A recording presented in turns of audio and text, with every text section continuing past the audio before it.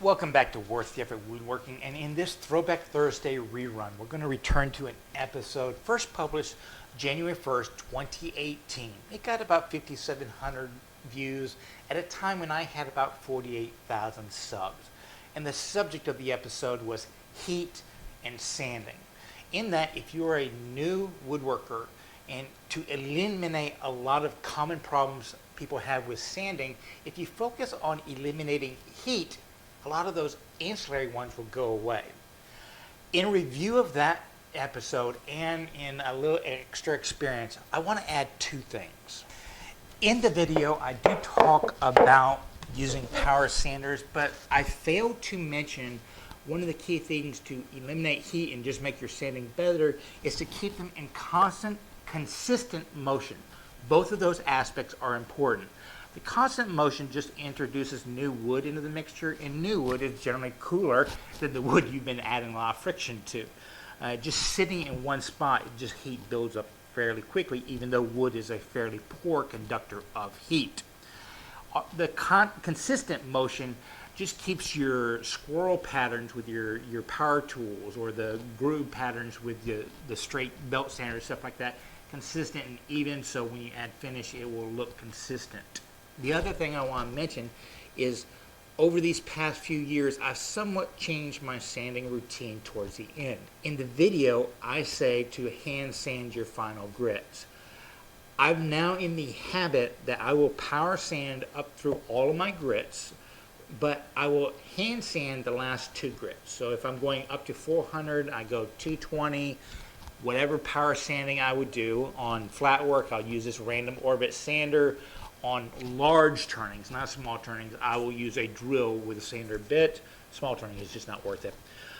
But then in between those last two coats, I will hand sand going in the direction of the grain, and that's the important part.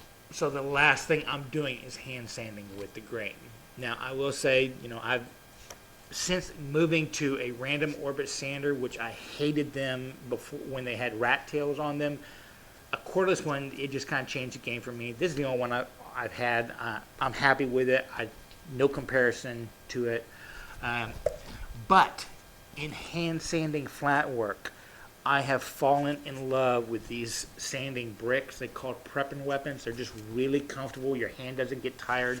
They are really flat across the bottom. It's quick to change out paper.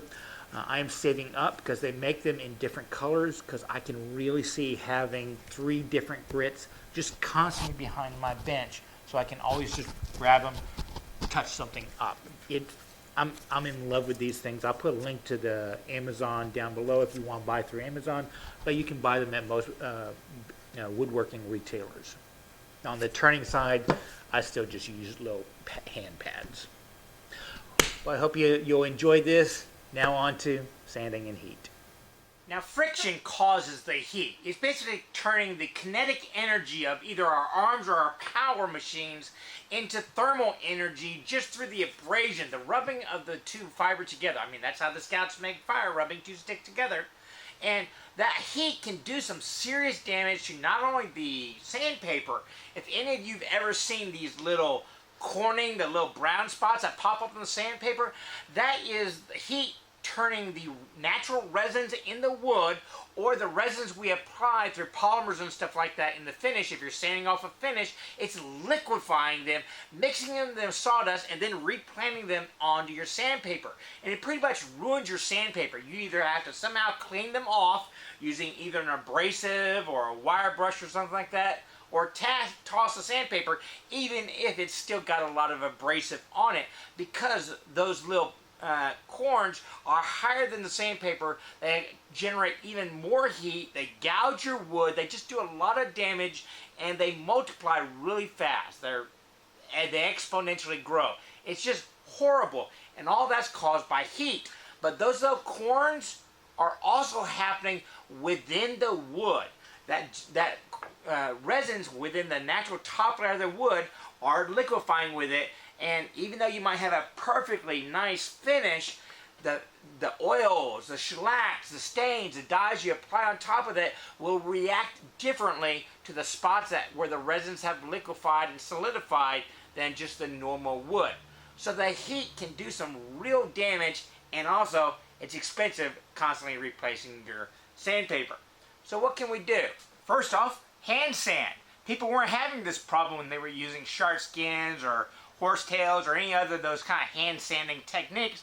You just can't generate that amount of friction with your power, because once again, friction is a result of turning kinetic energy into thermal energy, and we just don't have that much strength here or endurance. But when we started using power equipment, things changed. So what can we do? Well, the first thing, turn that speed way down. If heat's a result of kinetic energy, if you just don't use as much kinetic energy, there's a reason why we have these dials on the side. Go as slow as possible on the machines. Plus the fact that sandpaper just works better at a slower speed. If you're getting it in a really high speed, it just kind of skims over the top. Give it a chance to really abrade and get rid of the sawdust at the lower speeds. Second off, stay with lower grits longer. Get the work done with the lower grits. Lower grits have less contact, less friction, less heat. You can generate heat a lot quicker with a higher grit at the same speed because it's just touching the wood more. It's creating more sawdust, and that sawdust is working against each other. Next, pressure.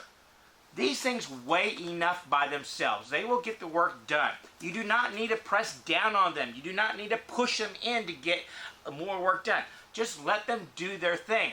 And that includes tipping them on their side. Because if you tip it over on the edge to get rid of a little bit of a gouge, you're actually increasing the pound per square inch on that one spot to well above what it should be. If you have a little tiny dent that you're trying to get rid of, you're better off just putting a wet rag on top of it and an iron to raise those fibers up instead of having to regrind everything down to that spot. Finally, airflow.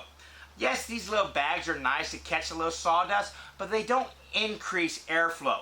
If you can attach a shop vac to it, not only is it going to collect more sawdust, but it increases the airflow around the contact points, thus dissipating heat, and you can sand a lot longer and get a lot longer life out of your sandpaper with that positive airflow. Finally, on those last bits of sanding, I do suggest you go to hand sanding. If you've done a good job on your lower grits, you don't have to spend as much time on the higher grits. And these kinds of power equipment, there's no way that they can go with the grain. Just the natural action is they are going to be sanding across grain. And on the higher grits, you want to constantly go with the grain so your scratch patterns go along with it.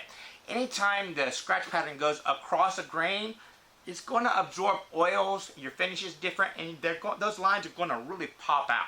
So those last few grits, just take your time and hand sand them if at all possible. So there you go. How do you reduce heat? Well, you reduce the pressure, thus reducing the kinetic energy transferred into the wood.